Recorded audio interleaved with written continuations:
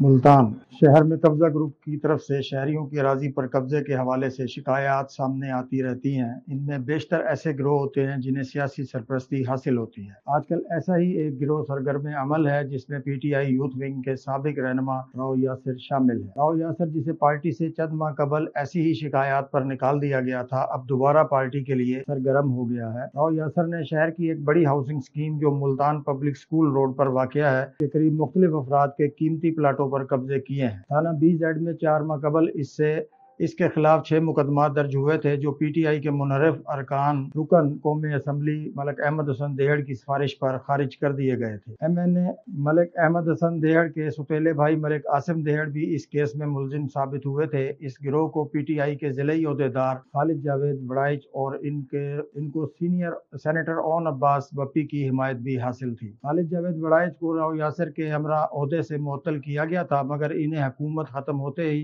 दोबारा बहाल कर दिया गया। राव यासिर के बारे में थाना बहाउद्दीन जिक्रिया में अब मजीद 3 शहरियों के प्लाटों पर कब्जों के हवाले से मुकदमात दर्ज हुए हैं, जिनमें एक खातून रुकैया बीबी, मोहम्मद हाशिम और अरशद हुसैन शामिल हैं। इन अफराद के अल्फला मॉडर्न हाउसिंग स्कीम में प्लाट थे जहां तामीरात भी थीं। इन तामीरात को गिराकर वहां कब्जा किया गया। मुल्तान शहर में इससे कबल मुस्लिम लीग नून से ताल्लुक रखने वाले चंद अरकान असम्बली और इनकी सरपरस्ती में चलने वाले कब्जा ग्रुपों ने भी अरबों रुपए की अराजियों पर कब्जे कर रखे हैं।